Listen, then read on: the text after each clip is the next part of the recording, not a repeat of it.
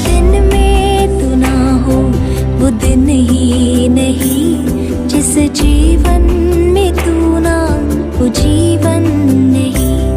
रोमियों की पत्री 7वां अध्याय का 18 वचन। क्योंकि मैं जानता हूं कि मुझ में अर्थात मेरे शरीर में कोई अच्छी वस्तु वास नहीं करती। इच्छा तो मुझ में है परंतु भले काम मुझ में मन नहीं पड़ते। पवित्र पौलुस इस रोमियों की 7वां अध्याय में अपनी अवस्था के बारे में कहता है, भलाई करने के लिए चाहता हूं लेकिन मुझ में बन नहीं पड़ता। इसकी भूमिका को आपके जानने की आवश्यकता है।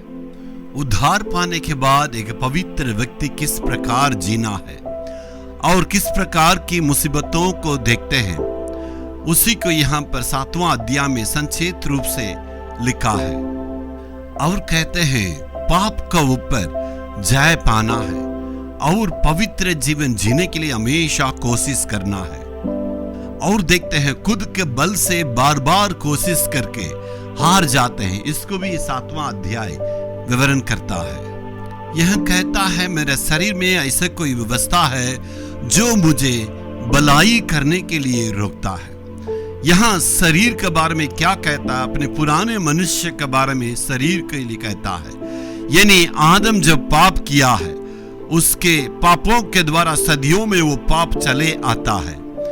तब इसका मतलब आदम से लेकर अभी तक जो कोई जन्म है उनके शरीर में ये पाप हमेशा वास करता है, उसको भलाई करने के लिए रोक देता है।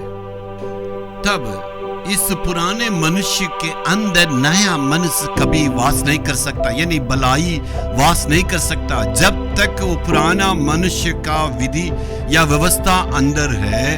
तब नए मनुष्य के अंदर नहीं आ सकते, नए ताकत या नए परमेश्वर की उस उद्धार को प्राप्त नहीं कर सकते हैं। इसलिए वही दुख के साथ वो लिखता है, मैं पवित्रता में जीना चाहता हूं लेकिन मुझसे संभव नहीं है।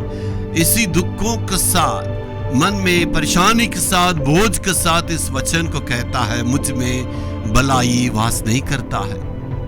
अभी तक खुद की कोशिश से पवित्रता में जीना चाहते थे लेकिन संभव नहीं था। अब तक पवित्र आत्मा जब आएंगे वो ताकत हमें मिलती है। अभी तक आपने सोचा होगा मैं ये काम कर दूंगा, भलाई काम करूंगा और परमेश्वर के लिए पवित्र जीवन जीऊंगा और मैं आगे आत्मिकता में आगे बढ़ूंगा, मैं प्रार्थना करूंगा, मैं दुआ करूंगा, मैं बाइबल पढ़ूंगा। इस प्रकार की निर्णय कर चुके होंगे लेकिन आपसे नहीं हो सकता है।